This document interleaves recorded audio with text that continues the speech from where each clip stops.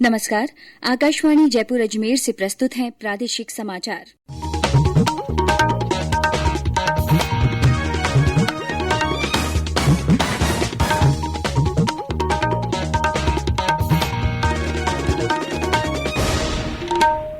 मुख्य समाचार।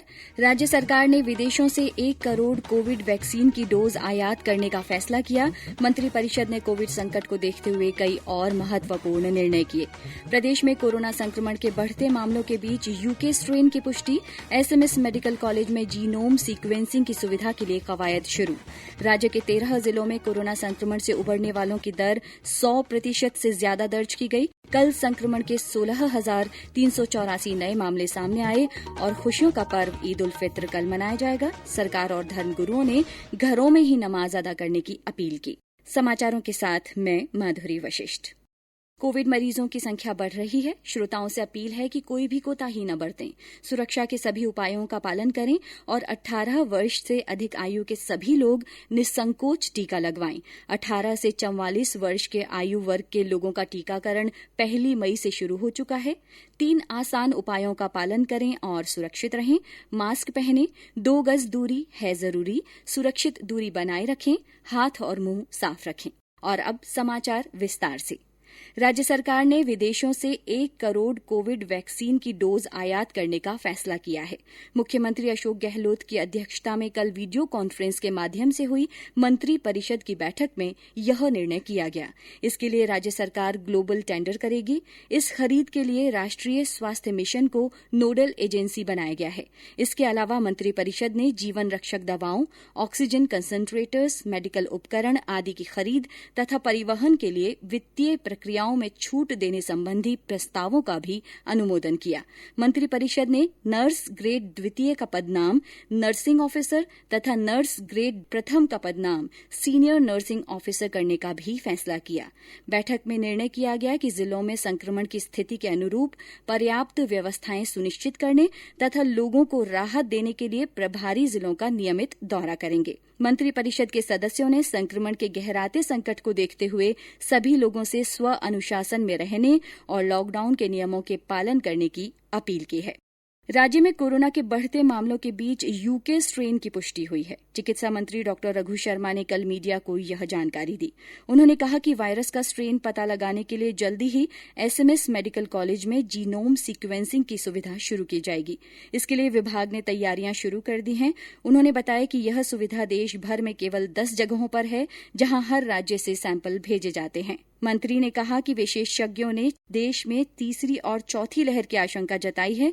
इसे देखते हुए सरकार ने इससे निपटने के लिए बच्चों के अस्पताल में जरूरी सुविधाएं विकसित करने का काम शुरू कर दिया है। प्रदेश भर में पुलिस और प्रशासन महामारी रेड अलर्ट जन अनुशासन लॉकडाउन की कड़ाई से पालना करवाने में जुटी है। साथ ही प्रदेश के सभी जिलों में प्रशासन द्वारा घर घर सर्वे भी करवाया जा रहा है। कई जिलों में अनावश्यक घूमने वालों के खिलाफ कार्रवाई भी की गई है।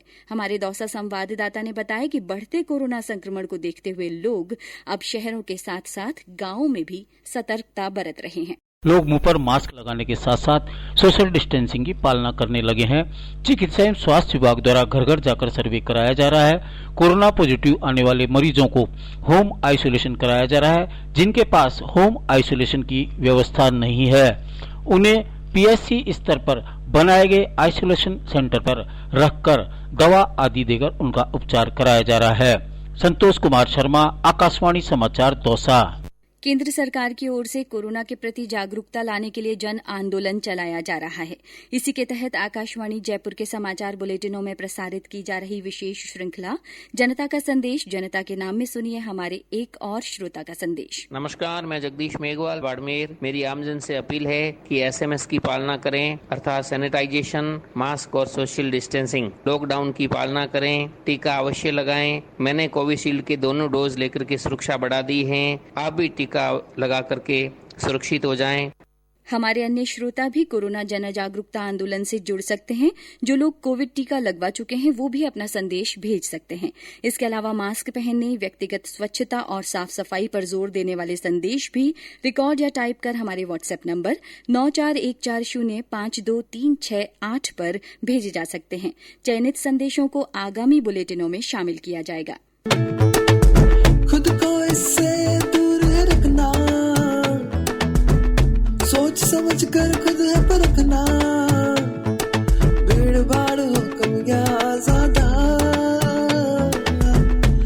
मास्क सदा चेहरे पे रखना, ओ आपस में 2 गज की दूरी रखनी है इस समय जरूरी।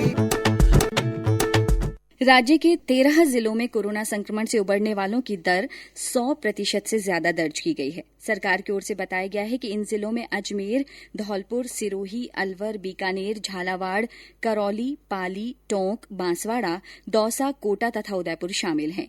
राज्य में कल संक्रमण के 16,384 नए मामले सामने आए हैं।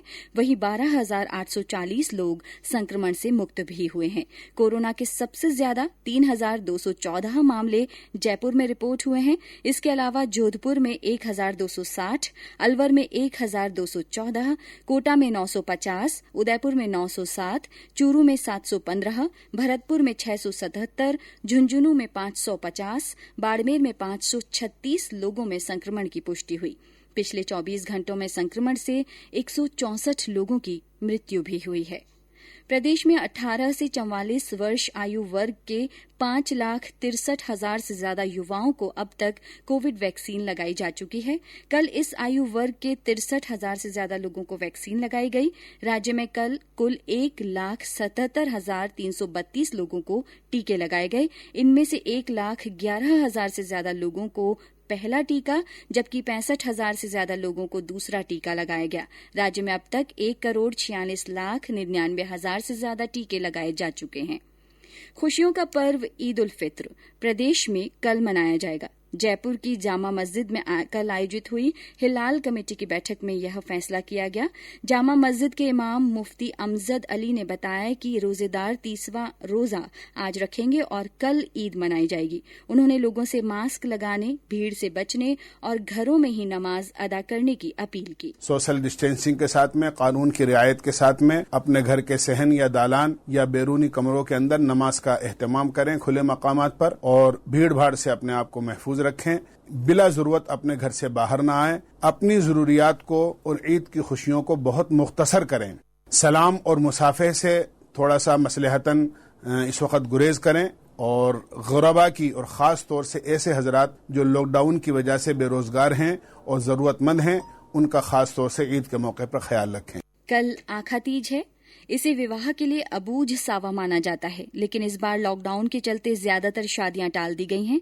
हमारे सीकर संवाददाता ने बताया कि जिले में 1,000 से ज्यादा शादियों को स्थगित कर दिया गया है, जिनमें सामूहिक विवाह सम्मेलन भी शामिल हैं। कोरोना के खतरनाक तरीके से बढ़ने के बाद सरकारी गाइडलाइन को मद्देनजर रखते हुए इस सीजन में होने वाली करीब 1,000 शादियों को टाल दिया गया है। इनमें आखा तीज पर होने वाले सामूहिक विवाह भी शामिल है। राज्य सरकार के 11 मेहमानों की सूची को जिला प्रशासन से अनुमति अनिवार्य करने के बाद अधिकतर शादियां टाल दी गई है। लोगों ने विवाह स्थल, टेंट, कैटरिंग, बैंड बाजे, घोड़ी डेकोरेशन आदि की सभी बुकिंग रद्द कर दी है।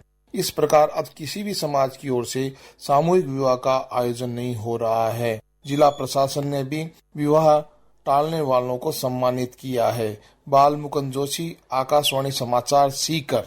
मुख्यमंत्री अशोक गहलोत ने कहा है कि लोग बड़ी संख्या में स्वविवेक से शादियों को स्थगित करने का निर्णय कर रहे हैं। ऐसे में अन्य लोग भी इस पहल में भागीदारी बनकर कोविड की चुनौती से निपटने में राज्य सरकार का सहयोग करें। उन्होंने ईद के मौके पर भी आग्रह किया कि लोग अनुशासन का परिचय देकर घर पर रहकर अपने परिवार के साथ खुशियां मनाएं।